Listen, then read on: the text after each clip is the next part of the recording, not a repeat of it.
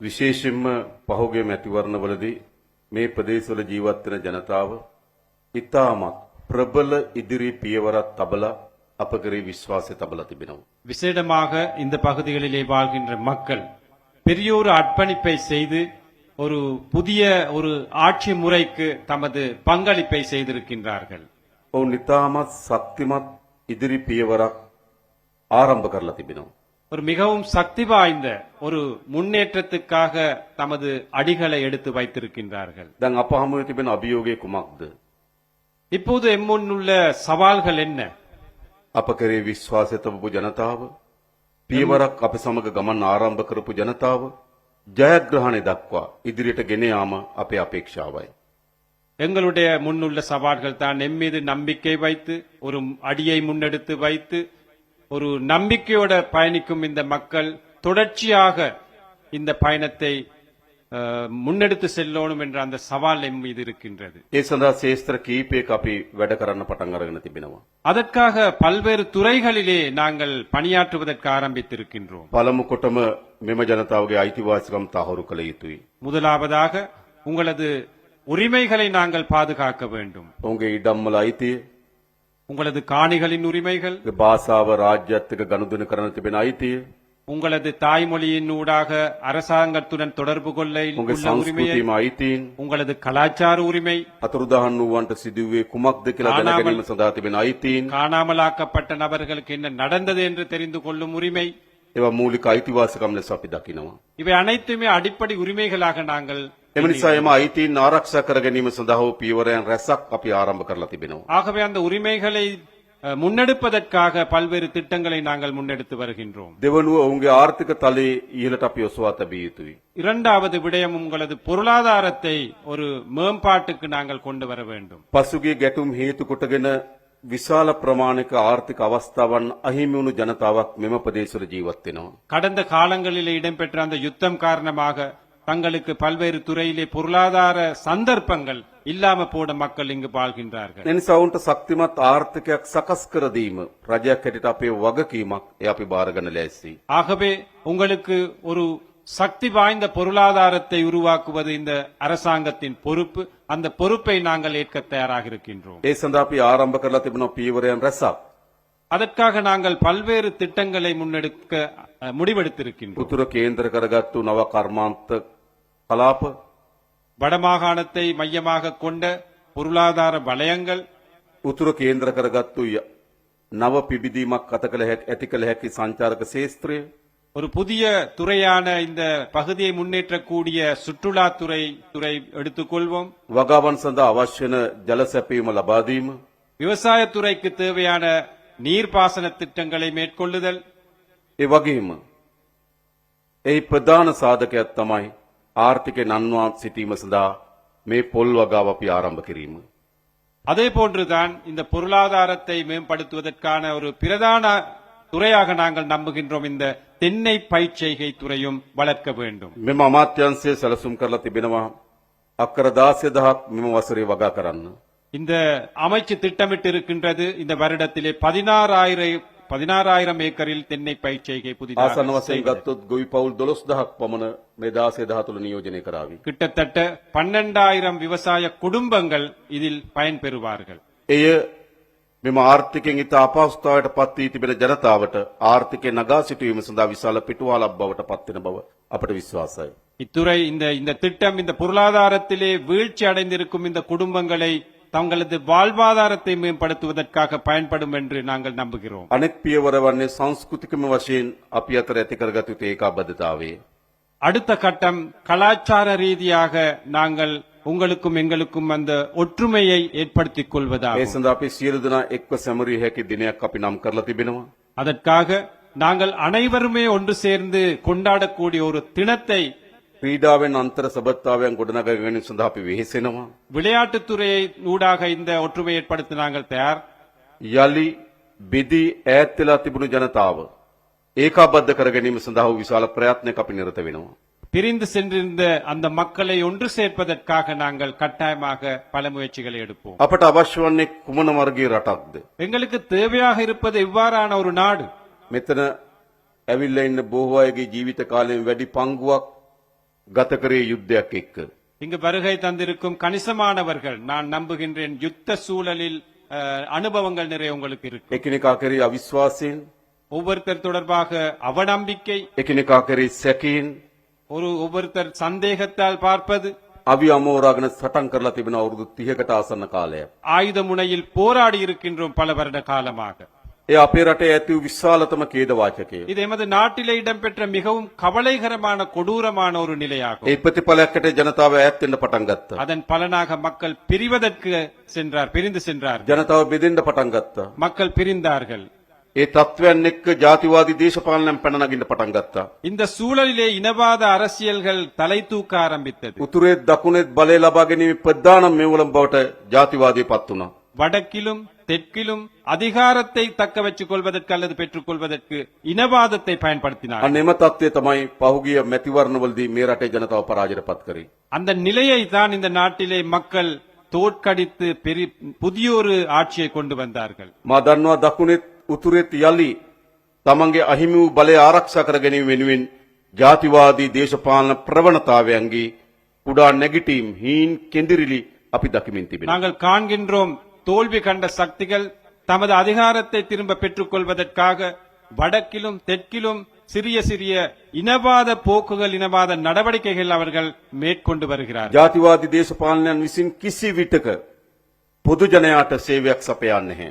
இனவாத அரசியலின் ஊடாக எந்த ஒரு வகையிலுமே சாதாரண மக்களுக்கு நன்மையை ஏற்படுத்தார். උතුරේ ජාතිවාදය දේශපාලකයන්ගේ මෙවලම.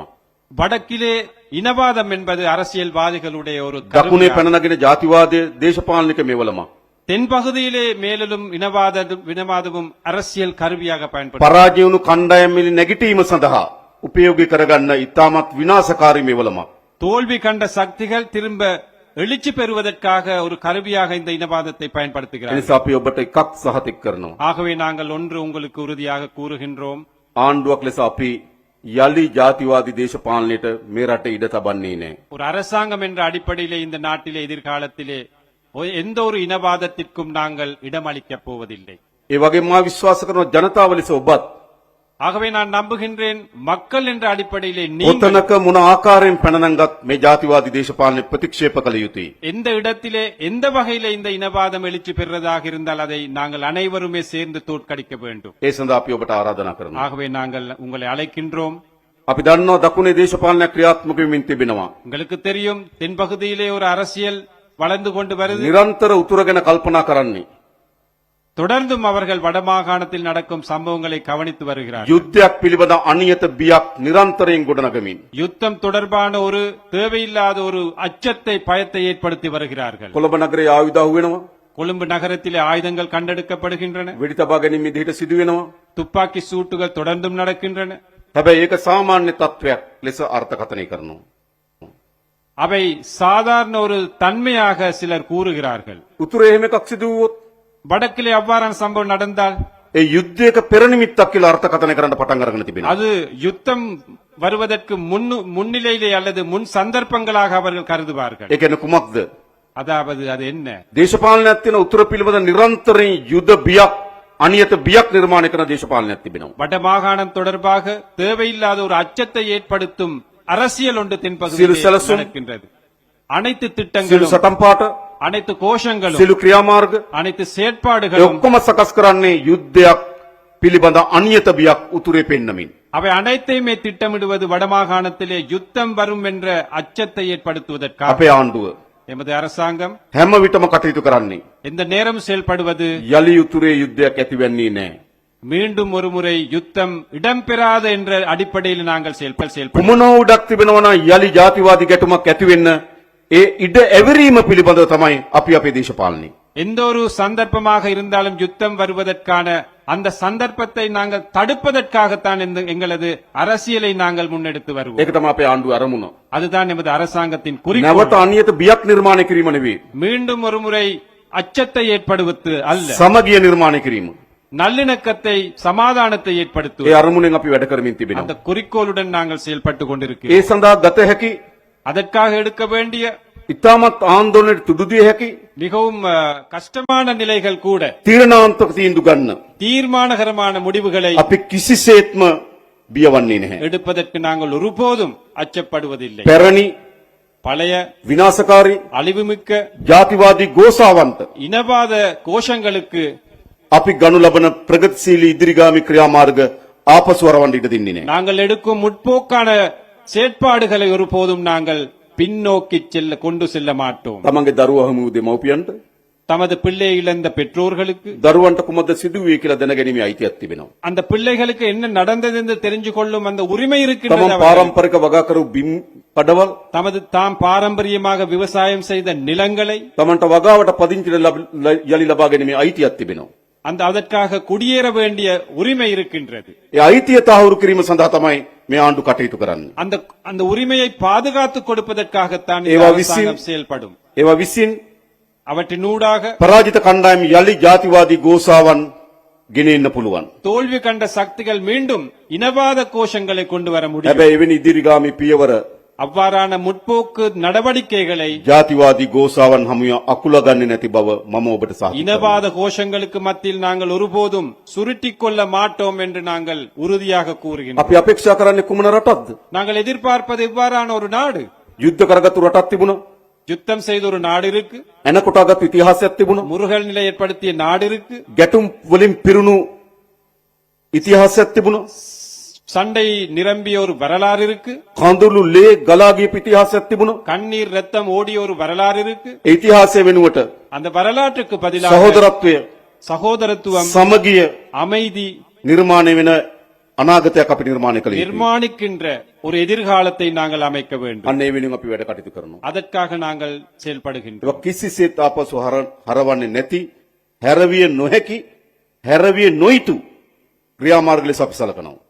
இவை ஒருபோதும் நிறுத்தாத அல்லது திரும்பாத பின்னோக்கி செல்லாத நடவடிக்கைகளாக நாங்கள் இவற்றை ஏற்றுக்கொள்கின்றோம். ඒ නිසා මේ වෙලාවේ ජීවත් වෙන පාලනය හොබවන අපේ වගකීම කුමක්ද? ஆகவே இன்று வாழும் உங்களுடைய அதே போன்று ஆட்சியில் இருக்கும் எமது பொறுப்பு என்ன? යලි කුමන වර්ගයේ හෝ ගැටුමක් අපේ රටේ ඇතිවීම වැළැක්වීම. மீண்டும் எந்த ஒரு வகையிலையும் யுத்தமோ முருகல் நிலை ஏற்படுவதை தடுக்கும் ஒரு நடவடிக்கை. අපේ දරුවන්ට හොඳ සමගියෙන් සහෝදරත්වයෙන් බිහි වෙන රාජ්‍යයක් නිර්මාණය කිරීම. எமது பிள்ளைகளுக்கு வருங்கால சந்ததியினருக்கு அமைதியான நல்லிணக்கமான ஒரு நாட்டை நாங்கள் ஏற்படுத்தி கொடுக்க வேண்டும். මා දන්නවා මේ ප්‍රදේශවල ජනතාව විශාල ආර්ථික දුෂ්කරතාවලින් පෙළෙන බව. எனக்கு தெரியும் இந்த பகுதியிலே வாழ்கின்ற மக்கள் பாரிய பொருளாதார பிரச்சனைகளுடன் வாழ்கிறார்கள். ඉතාමත් හොඳ නිවසක් නොමැතිවීම, நல்ல ஒரு வீடு இல்லாமல், දරුවන්ට අධ්‍යාපනය ලබා දීම තිබෙන දුෂ්කරතාවයන්, பிள்ளைகளுக்கு கல்வி கற்றுக் පාරවල් මන්මාවත් கொடுப்பதற்காக ඇතුළේ යටිතල පාසුකම් වල තියෙන දුබලතාවයන්, பாதைகள் போன்ற அடிப்படை வசதிகளின்மை, ආහාර වේලක් ලබා ගැනීම සඳහා තිබෙන දුෂ්කරතාවයන්, ஒரு நேர உணவு பெற்றுக் கொள்ளவும் கஷ்டமாக இருப்பார், ආදායම් මාර්ගයක් උපයා ගැනීම සඳහා තිබෙන වේදනාවන්, வறுமை, வருமான வழிகள் இல்லை. ඒ පිළිබඳ අපිට අවබෝධයක් තිබෙනවා. அது தொடர்பாக எங்களுக்கு හැබැයි අපිට நன்றாக தெரியும். අවශ්‍යයි ஆனால் எங்களுக்கு தேவை පියවරෙන් පියවර මේ ගැටලු වලට විසඳුම් සොයන්න. படிப்படியாக இவற்றுக்கு தீர்வு காண வேண்டும். අපි මීට පෙරත් අපි බලය ගන්න පෙර කියලා තිබෙනවා අපි ඉන්ද්‍රජාලිකයන් නොවන බව. இதற்கு முன்பும் நாங்கள் பதவியெடுக்க முன்பும் கூறியிருக்கின்றோம், நாங்கள் மாயாஜாலக்காரர்கள் அல்ல.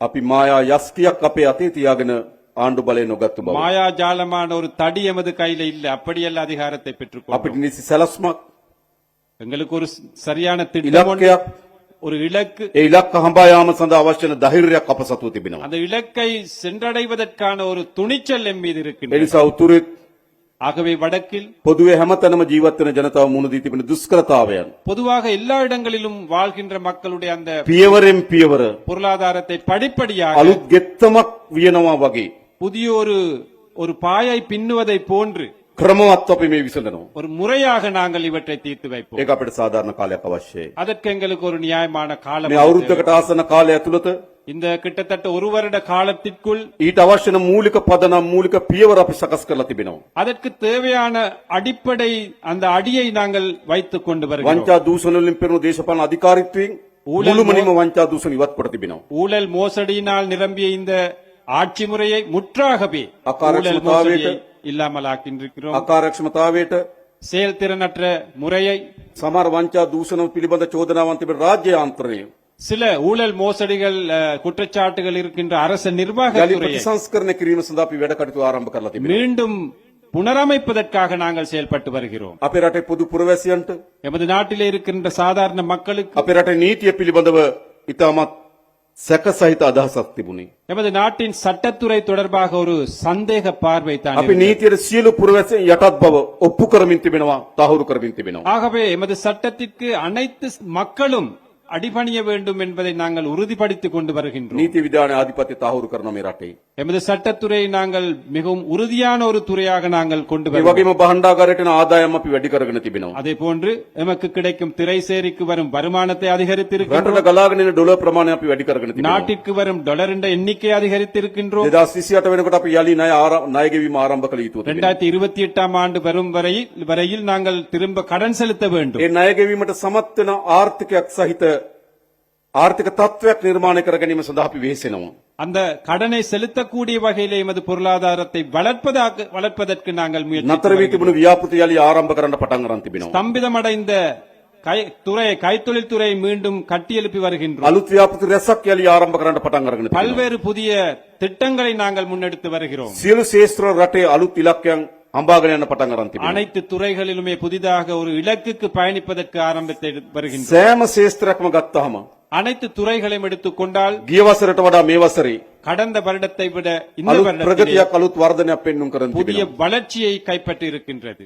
ඔබගේ පොල් ආශ්‍රිත කර්මාන්ත බැලුවොත්, உங்களுடைய தென்னை තේ ආශ්‍රිත பயிர்ச்செய்கை துறை, කර්මාන්ත බැලුවොත්, தேயிலைத்துறை, සංචාර කර්මාන්ත බැලුවොත්, சுற்றுலாத்துறை, අනිකුත් අපනයන ආදායම් ශේෂ්ත්‍ර බැලුවොත්, ஏனைய ஏற்றுமதி துறைகள் எடுத்தாலும் ඍජු විදේශ ආයෝජන ගලාගෙන ඒම දෙස බැලුවොත් நேரடி முதலீடுகளை මේ எடுத்துக்கொண்டாலும் ශේෂ්ත්‍රවල இவை அனைத்து ගිය துறைகளும் වසරට වඩා විශාල වර්ධනයක් අපි අත්පත් කරගෙන තිබෙනවා. கடந்த வருடத்தை விட நாங்கள் வளர்ச்சியை கைப்பற்றி ඒ නිසා මේ රට අලුත් රාජ්‍යයක් බවට පත් කිරීම සඳහා අවශ්‍ය වන පතුල පදනම අපි සකස් කරලා තිබෙනවා. ஆகவே ஒரு புதிய அரசாங்கத்தை உருவாக்க வேண்டிய அடித்தளத்தை நாங்கள் அமைத்திருக்கின்றோம். අපි මේ පදනම මත நாங்கள் இந்த அடித்தளத்திலிருந்து මේ රට ගොඩනගනවා. இந்த நாட்டை கட்டாயம் கட்டியெழுப்போம். අලුත් රටක් බවට මේ රට පරිවර්තනය කරනවා. புதியதொரு நாட்டை நாங்கள் கட்டியெழுப்போம். ලෝකයේ ආකර්ෂණය දිනාගන්න ලද உலகத்திலேயே கவர்ச்சியான ஒரு நாடாக, ලෝකේ රාජ්‍යයන්ගේ ගෞරවයට පාත්‍ර වෙන உலக நாடுகளிலே கௌரவத்திற்கு නව රාජ්‍ය බවට මේ ශ්‍රී ලංකාව අපි පරිවර්තනය කරනවා. புதிய ஒரு அரசாக நாங்கள் இதை மாற்றி அமைப்போம். අන්නේ ගමනේදී அந்த பயணத்திலே මේ පළාත් තුළ ජීවත් වෙන පොදු ජනතාවගේ இந்த பகுதியிலே வாழ்கின்ற சாதாரண மக்களுடைய සහාය உதவி අපට අවශ්‍යයි. எங்களுக்கு தேவை. මේක තනි පුද්ගලයන්ගේ කාර්යභාරයක් නෙවෙයි. இது தனி நபர்களுடைய காரியங்கள் அல்ல. මා එමතිවරයා, මා ජනාධිපතිවරයා, මගේ අමාත්‍යවරුන් සහ අපේ පාර්ලිමේන්තුව මේ අයට පමණක් කළ හැකි කාර්යයක් නොවේ. நான் ஜனாதிபதி, நான் அமைச்சர், நான் பாராளுமன்ற உறுப்பினர் என்று தனி நபர்களுக்கு இந்த நாட்டை கட்டியெழுப்ப අපි முடியாது. ඔක්කොම එකතු වෙලා මේ පරිවර්තනය කළ යුතුයි. நாங்கள் அனைவருமே ஒன்று சேர்ந்து இதை ஒரு மாற்றத்திற்கு அமைக்க வேண்டும். උතුරද, வடக்கு, දකුණද, தெற்கு, බටහිරද மேற்கு කිසිදු ભેදකින් තොරව எந்த ஒரு பேதமும் இல்லாமல் අපි හැමදෙනාම එක්ව நாங்கள் அனைவருமே ஒன்றிணைந்து මේ රට පරිවර්තනය කිරීම සඳහා වූ මේ ගමනට இந்த நாட்டை மாற்றி அமைக்கும் அந்த பயணத்திற்கு එකතු වෙමු කියලා ආරාධනා කරමින් ஒன்று சேருவோம் என்று கோரி நின்று මම නතර වෙනවා. நான் நிறுத்துகின்றேன். බොහොම ස්තුතියි. நன்றி, නන්රි වලක්කම්. வணக்கம்.